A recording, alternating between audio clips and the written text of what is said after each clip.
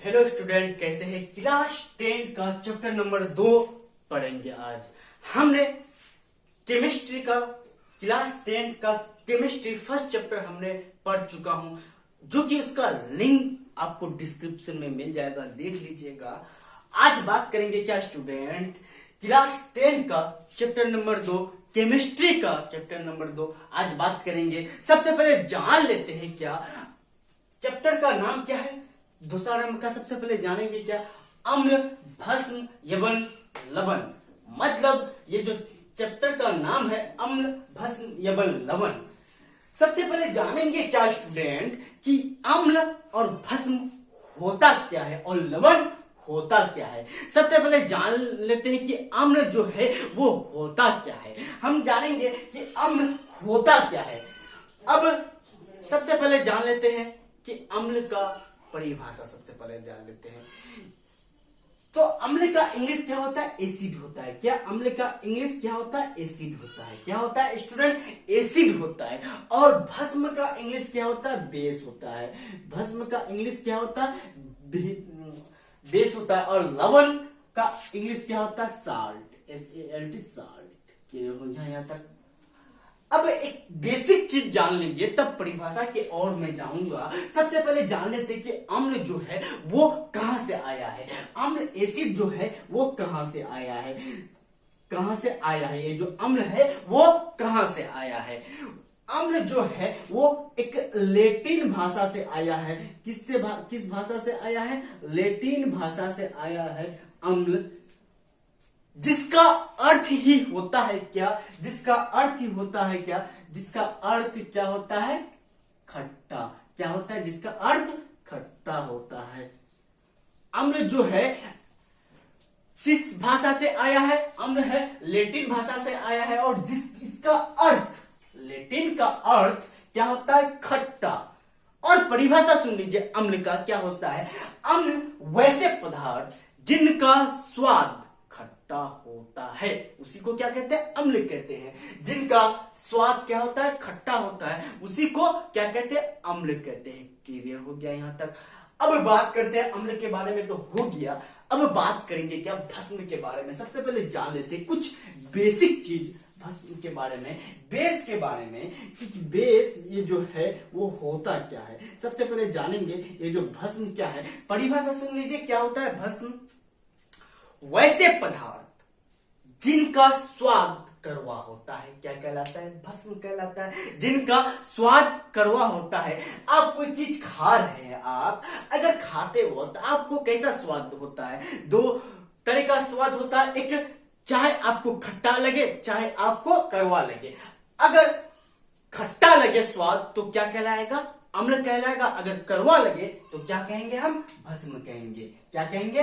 भस्म कहेंगे। कोई दिक्कत की बात नहीं होनी चाहिए, कोई परेशानी की बात नहीं होनी चाहिए अम्ल और भस्म के बारे में। और एक चीज, एक वैज्ञानिक, बेसिक चीज है, एक वैज्ञानिक क्या कहा था? आरहेनिस ने कहा था कि ये जो अम्ल है ये तो स्वाद के बारे में हो गया। ये जो अम्ल है मतलब इसका गुण के बारे में हो गया, अम्ल और भस्म के बारे में। इसका मेन जो परिभाषा है वो क्या है? इसका जो मेन परिभाषा है वो क्या है, देखेंगे आरहेनिस के बारे में कि ये जो मेन का परिभाषा है क्या है। तो स्टूडेंट, अम्ल की भाषा क्या कह रहा है, हम क्या लिखे? अम्ल और भस्म की परिभाषा आरहेनिस द्वारा। ये जो आरहेनिस है, आरहेनिस एक वैज्ञानिक है। इन्होंने सोचा, क्या सोचा कि अम्ल जो है, अम्ल और भस्म के बारे में गौर किया। और फिगर क्या किया कि ये जो अम्ल है इसका और एक परिभाषा मैं दे सकता हूं, एक और परिभाषा हो सकता है इसका अम्ल और भस्म के बारे में। कौन सोचा? आरहेनिस ने सोचा। तो वो क्या कहता है अम्ल और भस्म के बारे में? सबसे पहले उसका परिभाषा सुन लीजिए कि वैसे पदार्थ जिनमें पानी में घुल जाए तो H+ आयन प्रदान देता है। अगर अम्ल के बारे में बात किया जाए कि वैसे पदार्थ जिसमें अगर पानी में, अम्ल को अगर पानी में घुला जाए तो H प्लस आयन प्रदान करता है। वैसे पदार्थ होते हैं जिनमें पानी में घोल दिया जाए तो H प्लस आयन प्रदान होता है। क्लियर हो गया? यहां तक कोई दिक्कत की बात नहीं होनी चाहिए। अब देखिए भस्म के बारे में कि ये भस्म क्या होता है।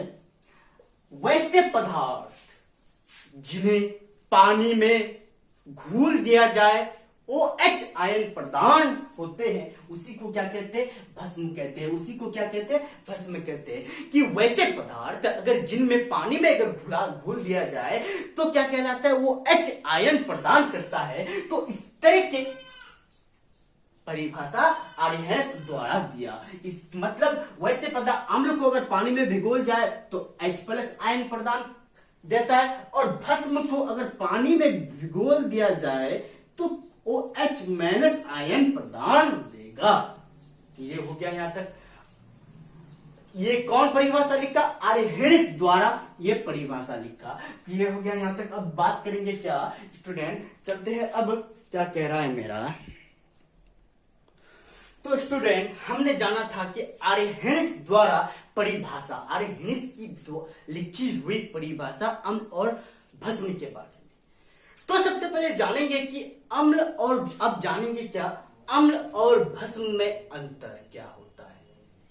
ये जो अम्ल और भस्म जो है कुछ तो डिफरेंस होगा। जैसे हमने स्वाद में पढ़ा था कि अम्ल का जो स्वाद होता है वो क्या होता है? खट्टा होता है, और भस्म का जो स्वाद होता है वो क्या होता है? कड़वा होता है। और तो कुछ भी अंतर होगा।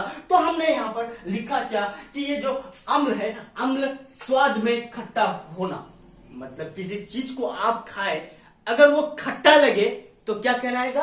अम्ल कहलाएगा। क्या कहलाएगा? अम्ल कहलाएगा। और यहां पर देखिए अम्ल प्लस पानी बन जाता है क्या? H plus. मतलब ये किसकी लिखी हुई है? किसकी लिखी हुई? किस वैज्ञानिक की लिखी हुई है? अम्ल को अगर पानी में भिगोर दे, घोल दिया जाए तो वो क्या प्राप्त होगा? H प्लस आयन प्राप्त होगा। तो ये आर्यहंस द्वारा लिखी हुई है। अम्ल प्लस पानी बराबर हो जाता है कि H प्लस आयन हो जाता है। अब यहां पर हमने क्या लिखा? HCl को लिखा। अगर इसको पानी में एक कर दिया जाए तो बन जाता है क्या? H प्लस, फिर प्लस Cl माइनस बन जाता है।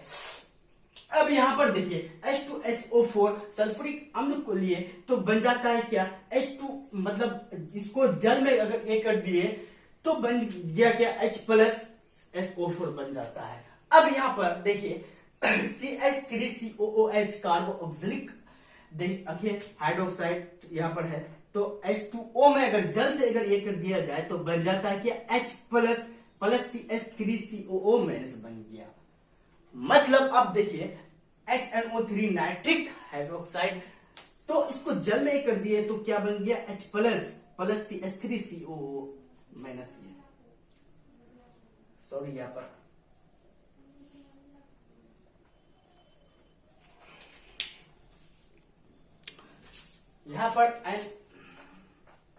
NO3 माइनस हो जाएगा ना। अब देखिए भस्म के बारे में हमने अम्ल की भाषा, अम्ल के बारे में जाना क्या? अम्ल स्वाद में खट्टा होता है, और अम्ल प्लस पानी मिलकर क्या बन जाता है? H प्लस आयन बन जाता है। अब देखिए HCl को अगर पानी में कर दिया जाए तो बन जाता है क्या? H plus Cl minus. H2SO4 को अगर पानी में कर दिया जाए तो ये बन जाता है। CH3COOH को अगर पानी में कर दिया जाए तो इतना बन जाता है, और HNO3 को अगर पानी में कर दिया जाए तो इतना बन जाता है। क्लियर हो गया यहां तक। अब भस्म के बारे में चलते हैं कि भस्म ये जो होता क्या है। सबसे पहले जान लेते कि ये जो भस्म है स्वाद में कड़वा होना। भस्म जो है वो स्वाद में कड़वा होता है। भस्म क्या होता है? स्वाद में जो है वो कड़वा होता है। अब यहां पर देखिए भस्म प्लस पानी, अगर भस्म को अगर पानी में भिगोर दे तो ये बन जाता है क्या? OH माइनस आयन बन जाता है। क्या बन जाता है? OH माइनस आयन बन जाता है। अब देखिए KOH को पोटेशियम हाइड्रोक्साइड को अगर H2O मतलब जल से भिगोर दे, ये कर दे, तो यह बन जाएगा क्या? H plus K plus OH minus ion प्रदान होता है। अब यहाँ पर देखिए NaOH को अगर सोडियम हाइड्रोक्साइड को अगर ये कर दिया जाए तो H2O जल से भिगोर दे तो बन जाता है क्या, Na प्लस OH माइनस। तो अम्ल और भस्म के बारे में हो गया, क्लियर हो गया इसका अंतर, ये आप लिख सकते हैं। अब बात करेंगे क्या, एक बहुत ही इंपॉर्टेंट चीज के बारे में जो कि एग्जाम में बार बार पूछता है बिहार बोर्ड में। तो सबसे पहले जान लेते हैं कि प्रबल अम्ल और दुर्बल अम्ल के बारे में जानेंगे और उसके बाद प्रबल भस्म और दुर्बल भस्म के बारे में जानेंगे। तो चलते हैं प्रबल अम्ल के बारे में बात करते हैं, क्या कहलाता है। इसको मैं मिटा देता हूं, आप इसको स्क्रीनशॉट भी कर सकते हैं, ले लीजिए, वो क्या कहता है स्क्रीनशॉट भी कर लीजिए आप लोग। तो अब देखते हैं क्या, चलते हैं प्रबल अम्ल के बारे में क्या कह रहा है। तो स्टूडेंट हमने क्या लिखा प्रबल अम्ल के बारे में। सबसे पहले जान लेते हैं कि प्रबल अम्ल होता क्या है, इसका डिफरेंशियल सुन लीजिए, इसका परिभाषा गौर से सुनिए। आप लोग लिखिएगा कि वैसे पदार्थ, वैसे अम्ल जिसमें वैसे अम्ल जो अगर पानी में उसको घोल दिया जाए, वैसे अम्ल जिन्हें अगर पानी में घोल दिया जाए तो वो पूरी तरीके से घुल जाए, क्या कहलाता है, पूरी तरीके से घुलने के बाद H प्लस आयन प्रदान करता है, क्या कहलाता है, प्रबल अम्ल कहलाता है। मतलब एक बार और समझ लीजिए कि अगर प्रबल अम्ल को अगर पूरी तरीके से अगर पानी में घुलकर H प्लस आयन प्रदान करता है, मतलब पूरी तरीके से घुल जाता है प्रबल अम्ल। ये जो पूरी तरीके से घुलने के बाद ये जो H प्लस हाइड्रोजन आयन अगर प्रदान करता है, H प्लस आयन प्रदान करता है, तो क्या कहलाता है, प्रबल अम्ल कहलाता है। क्या कहलाता है, प्रबल अम्ल कहलाता है। कि वैसे अम्ल जिन्हें पानी में पूरी तरीके से घुल जाए, वैसे अम्ल जिन्हें पानी में पूरी तरीके से घुल जाए, घुलने के बाद H प्लस आयन प्रदान हो, क्या कहलाता है, प्रबल अम्ल कहलाता है। और दुर्बल अम्ल के बारे में सबसे पहले अब जान लीजिए कि ये जो दुर्बल अम्ल क्या है। अब समझ जाइए कि दुर्बल अम्ल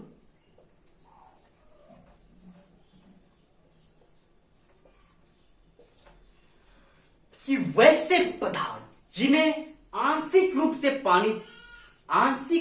वैसे पदार्थ जिन्हें पानी में आंशिक रूप से घुल जाए, घुलने के बाद H प्लस आयन प्रदान हो, क्या कहलाता है, यहाँ पर भी H प्लस आयन प्रदान हो तो दुर्बल अम्ल कहलाता है। एक उदाहरण सुन लीजिए कि अम्ल जो है, प्रबल अम्ल जो है, अगर चीनी को अगर हम घुलते हैं तो ये जो चीनी है पूरी तरीके से घुल जाता है, वो क्या कहलाता है, प्रबल अम्ल कहलाता है। प्रबल अम्ल कहलाता है। अगर चीनी को अगर घुलिएगा तो ये क्या पूरी तरीके से घुल जाएगा, घुलने के बाद वो H प्लस आयन प्रदान हो, क्या कहलाता है, प्रबल अम्ल कहलाता है। और दुर्बल अम्ल के बारे में सुन लीजिए कि अगर मिट्टी को अगर आप घुलिएगा, मिट्टी को जो अगर घुलिएगा तो वो पूरी तरीके से नहीं घुलेगा, लेकिन पूरी तरीके से नहीं घुलेगा बल्कि आंशिक रूप से घुलेगा, तो वो क्या कहलाता है, दुर्बल अम्ल कहलाता है। वो क्या कहलाता है, दुर्बल अम्ल कहलाता है। प्रबल अम्ल अगर चीनी को अगर घुल दिया जाए, अगर किसी भी चीज को अगर पूरी तरीके से अगर वो घुल जाए तो वो प्रबल अम्ल कहलाता है। दुर्बल अम्ल अगर आंशिक रूप से अगर घुल जाए तो वो क्या कहलाता है, दुर्बल अम्ल कहलाता है। क्लियर हो गया। परिभाषा आप लोग खुद से लिख सकते हैं, अगर नहीं लिख सकते तो जरूर कमेंट कीजिए, मैं और आप लोगों को बोर्ड में परिभाषा लिख करके आप लोगों को दूंगा। अगर शर्त है कि आप लोग कमेंट कीजिए और बेहतरीन ढंग से समझिए। परिभाषा रखने की जरूरत नहीं है, आप खुद से माइंड से बना सकते हैं कि प्रबल अम्ल क्या है। अगर समझ जाइएगा तो आप खुद अपने माइंड से बना सकते हैं कि ये प्रबल अम्ल है क्या, दुर्बल अम्ल होता क्या है। मतलब इस तरह की सारी चीजों को आप गौर कीजिए, परिभाषा सब में आप बना सकते हैं, बस आपको उसको समझना जरूरी है, रटना बिल्कुल ही नहीं है। ये प्रबल अम्ल और दुर्बल अम्ल के बारे में रटना बिल्कुल ही नहीं है। अब बात करेंगे क्या, प्रबल अम्ल हो गया, दुर्बल अम्ल हो गया। मैं इंक भर लेता हूं, इंक शायद खत्म हो चुका है, यहाँ पर मैं भर लेता हूं क्या तब। तो स्टूडेंट हम जानेंगे क्या, प्रबल अम्ल के बारे में जान लिए कि प्रबल अम्ल का परिभाषा जाने क्या। वैसे अम्ल जो पूरी तरीके से घुलकर हाइड्रोजन आयन दे उसे क्या कहते हैं, प्रबल अम्ल कहते हैं। और दुर्बल अम्ल क्या कहलाता है कि वैसे अम्ल जो पानी में घुलकर वैसे अम्ल जो आंशिक रूप से पानी में घुलकर हाइड्रोजन आयन प्राप्त कर दे, क्या कहलाता है, प्रबल अम्ल कहलाता है। अब बात करेंगे क्या स्टूडेंट, प्रबल भस्म के बारे में। यहाँ पर भस्म है, हमने वहां पर पढ़ा था प्रबल अम्ल के बारे में पढ़ा था, और यहाँ पर क्या है, भस्म है। तो भस्म क्या कहलाता है कि वैसे, सबसे पहले परिभाषा जान लीजिए क्या कहलाता है कि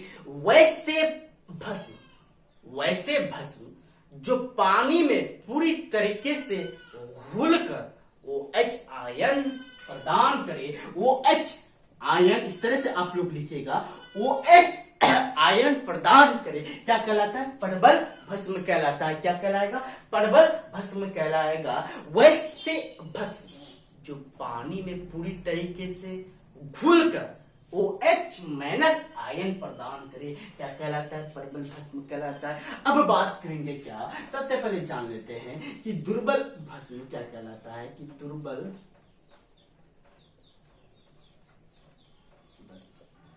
दुर्बल भस्म कहलाता है क्या, वैसे भस्म जो पानी में आंशिक रूप से घुलकर OH माइनस आयन प्रदान करे, क्या कहलाता है, दुर्बल भस्म कहलाता है। क्या कहलाता है, दुर्बल भस्म कहलाता है। प्रबल भस्म क्या कहलाता है, पानी में पूरी तरीके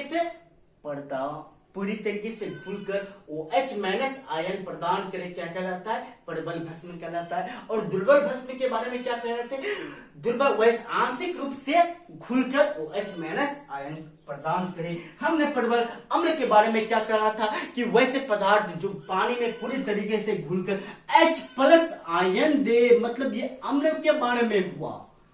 और यहां पर देखिए OH माइनस अगर दे तो क्या कहलाता है, दुर्बल भस्म। कभी कभी ऑब्जेक्टिव में पूछता है ऐसा क्वेश्चन, बोर्ड एग्जाम में क्या पूछता है कि प्रबल भस्म मतलब वैसे पदार्थ जो पानी में पूरी तरीके से घुलकर H+ आयन प्रदान करे, क्या कहलाता है, आपको ऑप्शन में दे देगा, प्रबल अम्ल, प्रबल भस्म, दुर्बल भस्म, दुर्बल अम्ल।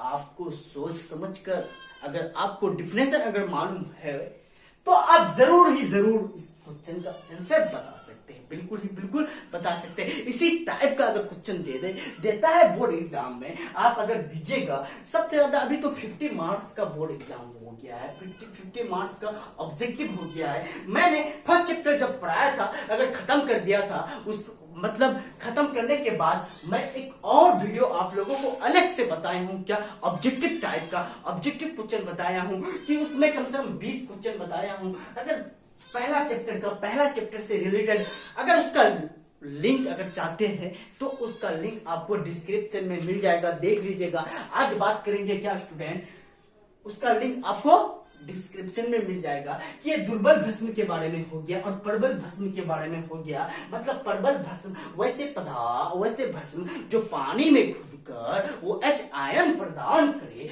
प्रबल भस्म कहलाता है। और दुर्बल भस्म वैसे पदार्थ जो